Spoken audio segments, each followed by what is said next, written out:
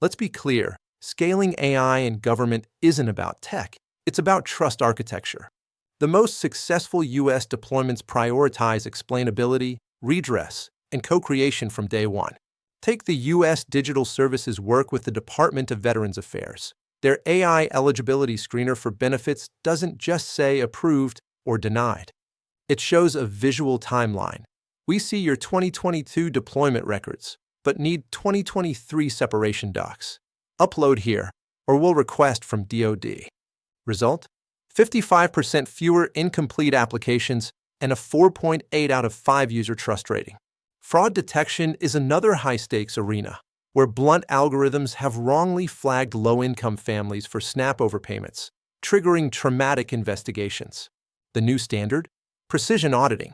In Utah, an AI system cross-references wage data, utility usage, and school enrollment, not to assume guilt, but to reduce false positives. When anomalies appear, it triggers a human review with context. This household's income dipped, but child enrolled in free lunch program. Recommend verification call, not suspension. Fraud detection accuracy jumped to 94%, while wrongful stops fell 61%.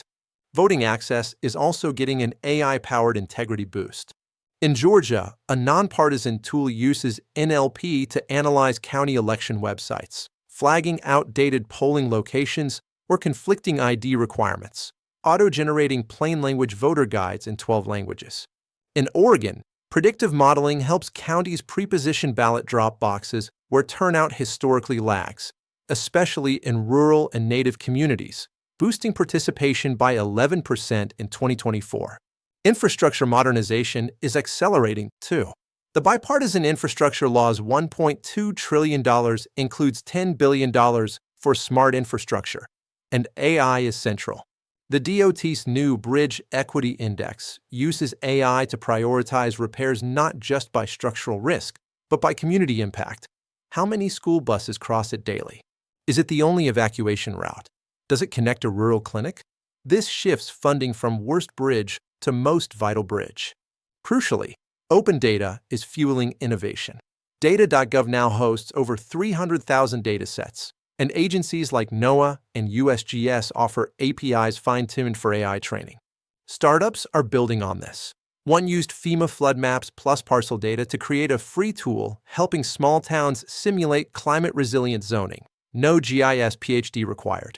But sustainability demands workforce investment.